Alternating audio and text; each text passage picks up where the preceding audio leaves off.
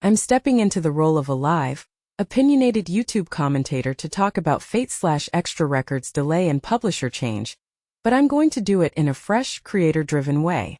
If you're here for a punchy breakdown with hot takes, you found it.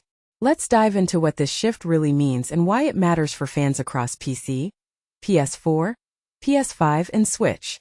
What happened in plain terms is that Fate/Extra Record, the remake from TYPE-MOON, has bumped its release window away from spring 2026.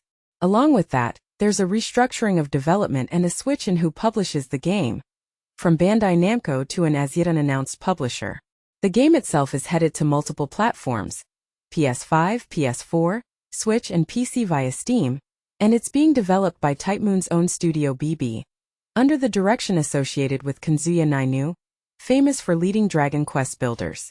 Personally, I think a delay like this always feels twofold: pressure and possibility. On one hand, you've got developers juggling scope, quality, and the inevitable hidden rails of a remake that tries to honor a beloved original while pushing it forward. On the other hand, you've got publishers who want to align marketing, timing, and platform strategy with a broader slate. What makes this really interesting is how TYPE-MOON is handling the transition, moving to a new publisher and continuing development without losing momentum. In my opinion, this signals a strategic recalibration rather than a failure, a move to optimize reach while maintaining creative control. One thing that immediately stands out is the breadth of platforms. Fate/Extra Record is targeting PS5, PS4, Switch, and PC. That's a wide net that accommodates both modern console players and the growing PC retro/ROM hybrid audience that loves Fate's niche. From my perspective, this multi-platform approach isn't just about sales. It's about accessibility and preserving a community around a remake that has a specific, sometimes niche appeal. If you take a step back and think about it, this echoes a larger trend. Classic or cult-era titles getting modern reboots with cross-gen, cross-platform support to maximize engagement and monetization without sacrificing the original fanbase. Let's break down the implications of the publisher change. Bandai Namco is a big, reliable partner with global reach, but a shift away from them can create uncertainty in the short term. What many people don't realize is that publishers aren't just money rails. They influence control over release cadence, localization, marketing strategy, and even platform prioritization. A new publisher could mean fresh marketing angles, new distribution partnerships, and perhaps different monetization or release timing considerations. What this really suggests is TYPE-MOON's desire to tailor the remake's lifecycle more closely to its own creative and brand trajectory, rather than a partner-driven rhythm. From a development perspective, the continuity under TYPE-MOON Studio BB, led by a figure with DQ Builder's clout, signals a specific design philosophy. Nainu's leadership hints at a focus on polished gameplay loops and accessible, tactile feedback, especially since the Fate/Extra line leans into stylish combat and mood-driven storytelling.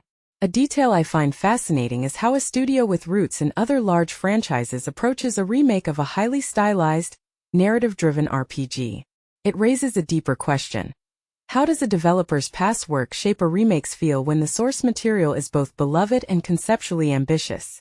What's the potential impact for players in 2026 and beyond? Delays often spark a mix of disappointment and guarded optimism. The good news is that a delay paired with a publisher transition can lead to a more polished product, fewer day-one patches, and better localization. The less certain part is how long it'll actually take, and what the final feature set will include. My hunch is that TYPE-MOON is aiming for a remake that respects fan expectations while delivering a fresh experience that stands up in a crowded JRPG space. If you're curious about how this might shake out, think about the timeline. A longer lead time can allow for extra content, more refined systems, and a smoother porting process across PS5, PS4, Switch, and PC. A broader trend emerges when you zoom out. We're living in an era where beloved niche titles get second lives through high-quality remakes and re-releases, with developers leveraging cross-platform power to expand the audience. Fate/Extra Records' journey mirrors that: a core fanbase, cross-platform ambitions, and a new publishing arrangement aiming to optimize reach without compromising vision. This is less about a single game and more about how modern IP stewardship works in a saturated market. If I had to forecast what to watch for next, I'd keep an eye on a few signals.